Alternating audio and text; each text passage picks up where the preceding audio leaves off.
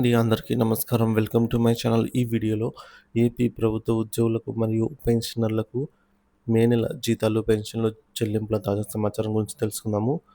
వీడియోని అయితే ఎక్కడే గాని స్కిప్ చేయకుండా ఎండ్ వరకు చూసేయండి. అప్పుడే ఇన్ఫర్మేషన్ పూర్తిగా అర్థమవుతుంది. వీడియో చూస్తున్న ప్రతి ఒక్కరు వీడియోకి లైక్ చేయండి ఫ్రెండ్స్. ఈ వీడియోని తోటి ఉద్యోగ పెన్షన్ మిత్రులతో అయితే షేర్ చేయండి. కొత్తగా మన ఛానల్ చూస్తున్నవారు ఇంకా ఎవరైనా సబ్స్క్రైబ్ చేసుకోకుంటే వెంటనే మన ఛానల్‌ని సబ్స్క్రైబ్ చేసుకోండి. దీని ద్వారా నేను చేసే లేటెస్ట్ వీడియోస్ అన్నీ మీ వరకు రీచ్ అవుతాయి. ఇక ఆలస్యం చేయకుండా వివరాల్లోకైతే వెళ్ళిపోదాము. ఫ్రెండ్స్, విషయానికొచ్చినట్లయితే ఆంధ్రప్రదేశ్ రాష్ట్ర ప్రభుత్వ ఉద్యోగులు, ఉపాధ్యాయులు మరియు పెన్షనర్స్‌కి మే నెల జీతాల చెల్లింపుల తాజా సమాచారము. డీడీఓలు రెగ్యులర్ పేరోల్ నందు ఉద్యోగుల జీతాలు మరియు పెన్షనర్స్ యొక్క పెన్షన్ బిల్లును 17వ తేదీ నుంచి 25వ తేదీ లోపల సబ్మిట్ చేయడం అయితే కంప్లీట్ అయిపోయిందనమాట. ఈ ప్రాసెస్ అనేది 100% పూర్తయిపోయింది.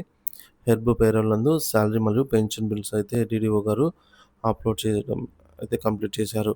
ఇక వాటిని ఎస్‌టీఓ గారి వద్దకైతే చేరుకోవడం జరిగింది. అక్కడ మరి బిల్లుల స్టేటస్ ఏంటనేది తెలుసుకుందాము. ఆంధ్రప్రదేశ్ ప్రభుత్వ ఉద్యోగులు, ఉపాధ్యాయులకు సంబంధించి మే నెల జీతాల యొక్క పే స్లిప్స్ ప్రస్తుతం జనరేట్ అవుతున్నాయండి. ఇక్కడ ఒక ముఖ్య గమనిక అండి. ఏంటంటే డీడీఓలు బిల్లులు సబ్మిట్ చేసేటప్పుడు ప్రతి డీడీఓ పరిధిలో కూడా పనిచేస్తున్న అన్ని విభాగాల ఉద్యోగులకి సంబంధించినటువంటి హౌస్ హోల్డ్ మ్యాపింగ్ ప్రక్రియ అనేది పూర్తయితేనే మే నెల జీతం బిల్లు తయారీకి అనుమతిస్తుంది. సో, ఈ విధంగా హౌస్ హోల్డ్ మ్యాపింగ్ పూర్తి కాకపోతే సంబంధిత డీడీఓ బిల్లు ఓపెన్ చేయలేరనమాట. సో, అటువంటి వారు ఎవరైనా ఉన్నట్లయితే వారి బిల్లు అయితే ఓపెన్ కానట్లే మనకు లెక్క అనమాట. అందువల్ల సంబంధిత విభాగాధిపతులు త్వరితగతిన ఉద్యోగుల మ్యాపింగ్‌ను పూర్తి చేసేలాగైతే ఇంకా ఎవరైనా చేయలేనట్టయితే ఈ విధంగా పూర్తి చేసేలాగా చర్యలు తీసుకోవాలి. సో, జీతాల బిల్లులు చేసేటప్పుడు ఈ విధంగా అయితే ఓపెన్ అవుతుందండి.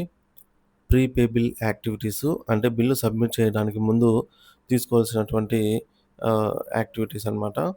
ఇక్కడ మనకు ఫస్టు ఎర్న్డ్ లీవ్స్ సంబంధించి advance and availed earned leaves సంబంధించి అప్‌లోడ్ చేయాల్సింది డాక్యుమెంట్ అయితే అప్‌లోడ్ చేయాల్సి ఉంటుంది.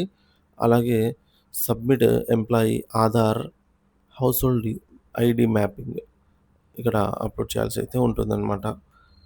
ఒకవేళ ఇంకా ఎవరైనా హౌస్‌హోల్డ్ మ్యాపింగ్ పెండింగ్ ఉన్నట్లయితే ఎలా చేయాలనేది చూద్దాము.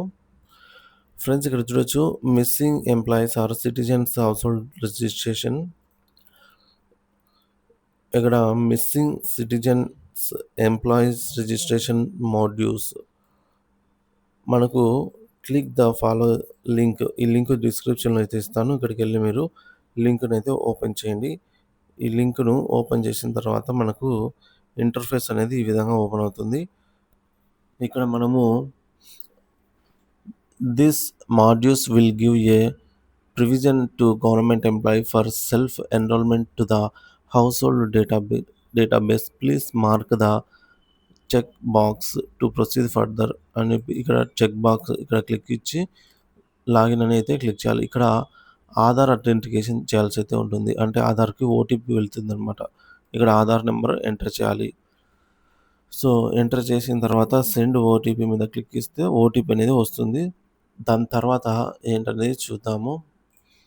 సో, ఈ విధంగా మనము ఇక్కడ చెక్ బాక్స్ మీద క్లిక్ ఇచ్చి టిక్ చేసి లాగిన్ పైన క్లిక్ చేయగానే ఈ విధంగా ఆధార్ నెంబరు ఎంటర్ చేయమని అడిగింది. ఎంటర్ చేసిన తర్వాత ఓటీపీ అయితే వస్తుంది మొబైల్‌కి. ఆ ఓటీపీ ఎంటర్ చేయగానే మనకు ఈ విధంగా ఓటీపీ అయితే ఎంటర్ చేస్తాము. తర్వాత already existing the household mapping data అనైతే వచ్చి ఇక్కడ ఓకే పైన అయితే క్లిక్ చేయాలి. క్లిక్ చేసిన తర్వాత if the enrol Aadhaar is not present అంటే ఒకవేళ డేటాబేస్‌లో ఈ యొక్క ఆధార్ నంబర్ అనేది లేకపోతే మనకు ఇంటర్ఫేస్ అనేది ఈ విధంగా వస్తుంది. లేదంటే ఆల్రెడీ ఎగ్జిస్టింగ్ అనైతే వస్తుందనమాట. సో, కొత్తగా మ్యాపింగ్ చేసుకోవాలనుకునేవారు household mapping modules for employees అని చెప్పి ఇక్కడ మనము మన యొక్క ఆధార్ నంబర్‌తో లాగిన్ అయిన తర్వాత ఈ డీటెయిల్స్ అన్నీ name, gender, date of birth, age ఇవన్నీ కూడా అడ్రస్ డీటెయిల్స్ అన్నీ ఎంటర్ చేయాల్సి అయితే ఉంటుందనమాట. ఇక్కడ కూడా మనము మన యొక్క మ్యారిటల్ స్టేటస్ గానీ, ఇవన్నీ కూడా religion, caste A to Z enter చేయాల్సి అయితే ఉంటుంది. మొత్తం డీటెయిల్స్ అన్నీ సబ్మిట్ చేస్తే successful added to new household అని చెప్పేసి ఒక రెఫరెన్స్ నెంబర్ రావడం జరుగుతుందనమాట. సో, ఈ విధంగా మనకు హౌస్ హోల్డ్ మ్యాపింగ్ అనేది తర్వాత మనం చెక్ చేస్తే ఆల్రెడీ ఎగ్జిస్టెడ్ అనైతే చూపిస్తుందనమాట. సో, ఈ విధంగా అయితే ప్రాసెస్ ఉంటుంది. ఆల్మోస్ట్ అందరూ ఎంప్లాయీస్ అయితే కంప్లీట్ చేశారు. ఇంకెవరైనా కంప్లీట్ చేయనట్లయితే ఈ ప్రాసెస్ కంప్లీట్ చేయండి. హౌస్ హోల్డ్ మ్యాపింగ్ అనేది ప్రభుత్వ పరిపాలన సో, దీనివల్ల ఉపయోగాలేంటి అని చూసుకున్నట్లయితే, ఇది ప్రభుత్వ పాలనా విధానంలో ఒక కీలకమైన ప్రక్రియ. దీని ద్వారా ఉద్యోగుల నివాసం సమాచారము, కుటుంబ వివరాలు తదితర సమాచారాన్ని ప్రామాణికంగా నమోదు చేస్తారు. ఈ ప్రక్రియ పూర్తవ్వకపోతే జీతాలు పంపిణీ చేసే వ్యవస్థలో అవాంతరాలు కలుగుతాయి. రాష్ట్ర ట్రెజరీ మరియు ఫినాన్షియల్ శాఖ ఆధ్వర్యంలో ఈ నియమాలు అమల్లో అయితే ఉన్నాయి. ఇకపోతే జీతాల పే స్లిప్స్ జనరేషన్. ఈ నెలకు సంబంధించి పే స్లిప్స్ బిల్ జనరేట్ కావడం ప్రారంభమైంది. చాలామంది ఉద్యోగులకు వారి పే స్లిప్స్ అయితే అందుబాటులో ఉన్నాయి. ఉద్యోగులైతే నిధి యాప్‌లోను మరియు నిధి వెబ్‌సైట్‌లోను వారి యొక్క పే స్లిప్స్ డౌన్‌లోడ్ చేసుకోగలరు. పెన్షనర్స్ మాత్రం కేవలం నిధి వెబ్‌సైట్‌లో మాత్రమే డౌన్‌లోడ్ చేసుకోగలరు వారి యొక్క పే స్లిప్స్. కాకపోతే పెన్షనర్స్‌కి ఇంకా పే స్లిప్స్ అనేవి అందుబాటులోకి రాలేదు. సో, పే స్లిప్స్ ఎలా డౌన్‌లోడ్ చేసుకోవాలంటే ముందుగా మనం గూగుల్ క్రోమ్ ఓపెన్ చేసి నిధి అని టైప్ చేసి ఈ విధంగా ఓపెన్ అవుతదనమాట వెబ్‌సైట్. నిధి వెబ్‌సైట్‌లో లాగిన్ పైన క్లిక్ చేసి యూజర్ ఐడీ, పాస్వర్డ్‌తో లాగిన్ అయిన తర్వాత మనకు ఎంప్లాయీ పర్సనల్ ఇన్ఫర్మేషన్ దగ్గర పే స్లిప్స్ అని అయితే ఆప్షన్ ఉంటుంది. దానిపైన క్లిక్ చేస్తే మనకు రీసెంట్ పే డీటెయిల్స్ అనేవైతే వస్తుందనమాట. ఇక్కడ మనకు మే 2025 నెలకు సంబంధించి పే స్లిప్ పైన వ్యూ పే స్లిప్ అని క్లిక్ చేస్తే ఈ విధంగా ఓపెన్ అవుతుంది. ఇక్కడ మన పర్సనల్ డీటెయిల్స్, ఎర్నింగ్స్, డిడక్షన్స్ ఇవన్నీ కూడా చెక్ చేసుకోవాల్సిన అవసరం అయితే ఉంటుంది. సో, పెన్షనర్స్‌కైతే ఇంకా పే స్లిప్ అనేది జనరేట్ కాలేదు కానీ, సో, మనకు ఈ విధంగా అయితే చూపిస్తున్నారండి. పెన్షనర్స్‌కి ఈ విధంగా రావడం అయితే జరుగుతుంది పే స్లిప్‌లో ఈ యొక్క మే నెల నుంచి అయితే అంటున్నారు. ఏంటంటే, ఇదివరకు మనకు బేసిక్ పెన్షన్ ఉండేది. డీఆర్ ఉండేది. కానీ, ఈ యొక్క పర్సెంటేజ్ అయితే ఇంతకుముందు ఉండేది కాదు. కానీ, ఇప్పుడు పర్సెంటేజ్ అనేది కొత్తగా యాడ్ అవ్వడం జరిగింది. 33.67% అనేది మనం గుర్తించవచ్చు. ఇక మెడికల్ అలవెన్స్ నార్మల్‌గా ఉండేది. కంప్లీషన్ డిడక్షన్ ఉండేది గానీ 1, 2 అని నంబర్ వరకే ఇచ్చేవారు. కానీ ఇప్పుడు అడిషనల్‌గా ఈ యొక్క డేట్స్ అయితే ఇస్తున్నారు. ఎప్పటి నుంచి ఎప్పటి వరకు కమ్యూనికేషన్ రికవరీ అనేది ముగుస్తుంది అని జెప్పేసి ఈ విధంగా డేట్స్ అయితే ఇస్తున్నారు. చాలామంది పెన్షనర్స్‌కు ఒక కన్‌ఫ్యూజన్ అయితే ఉందండి. ఏంటంటే హైకోర్టు తీర్పు నేపథ్యంలో ఏదైతే కమ్యూటేషన్ రికవరీ 15 సంవత్సరాలు చేశారో దాన్ని తిరిగి రికవరీ చేస్తారు అని జెప్పేసి అయితే అంటున్నారు. దానికి సంబంధించి కొంత సమాచారం ఏంటో చూద్దాము. కమ్యూటేషన్ విషయంలో రాష్ట్ర ప్రభుత్వం ఇప్పటివరకు ఎటువంటి స్పష్టమైన నిర్ణయం తీసుకోలేదు.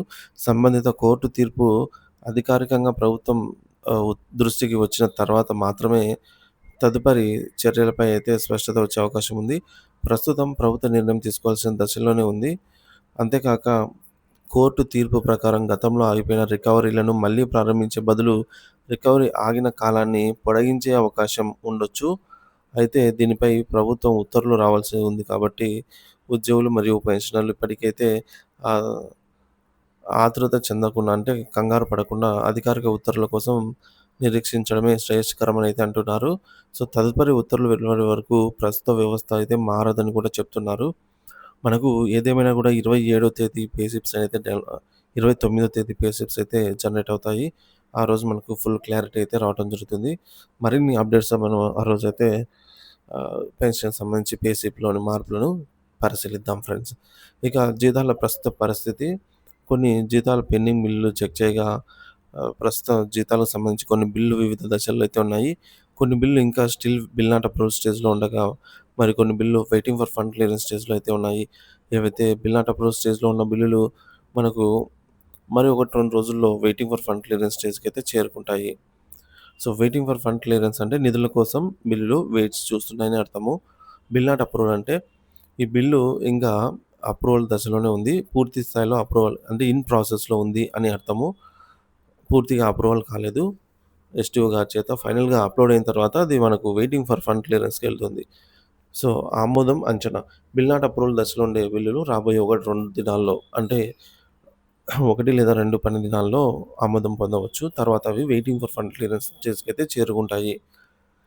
బిల్లుల ప్రాసెసింగ్. సో, బిల్లుల ప్రాసెసింగ్ అనేది మనకు వివిధ రకాలుగా ప్రాసెస్ అవుతుందండి. గ్రీన్ ఛానెల్ లేదా వెయిటింగ్ ఫర్ ఫండ్ క్లియరెన్స్ అలాగే దాని తర్వాత ఈ-కుబేర్ స్టేజ్, దాని తర్వాత బ్యాచ్ నంబర్ అలాట్‌మెంట్ ఈ విధంగా బిల్లు ప్రాసెసింగ్ గురించి స్పష్టమైన అవగాహన ఉండటం అవసరం. చాలామంది ఈ యొక్క బిల్లు ప్రాసెసింగ్ అనేది వెయిటింగ్ ఫర్ ఫండ్ క్లియరెన్స్ అంటే ఏంటి? గ్రీన్ ఛానెల్ అంటే ఏంటి? అనేది ఆహ్, కొంతమందికి అవగాహన లేదు. సో, వీటన్నిటి గురించి అవగాహన ఉండడం అవసరం. సో, బిల్లులు ఇవన్నీ ప్రాసెస్ దాటుకొని మన అకౌంట్‌లో అమౌంట్ అయితే జమ చేయడం అయితే జరుగుతుంది. కాబట్టి ఈ ప్రాసెస్‌లో కొంచెం డిలే అయ్యే అవకాశం అయితే ఉంటుంది. 1, 2 రోజులు వెయిట్ చేయాల్సిన అవసరం అయితే ఉంటుంది.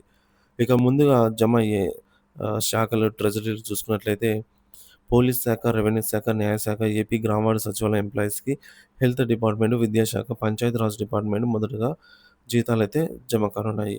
అదేవిధంగా రాష్ట్ర వ్యాప్తంగా వివిధ ట్రెజరీ పరిధిలలో గూడా ముఖ్యంగా తిరుపతి, సీతమ్మధార, అలాగే వైజాగ్ సంబంధించి ఇక్కడల్లా గూడా మనకు ముందుగా బిల్లులైతే క్లియర్ అయ్యే అవకాశం అయితే ఉంది ఫ్రెండ్స్. ఇది జీతాలు, పెన్షన్ సంబంధించి ప్రస్తుతానికి ఉన్నటువంటి తాజా సమాచారము.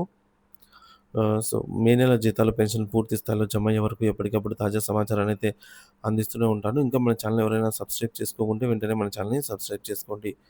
Thank you for watching this video.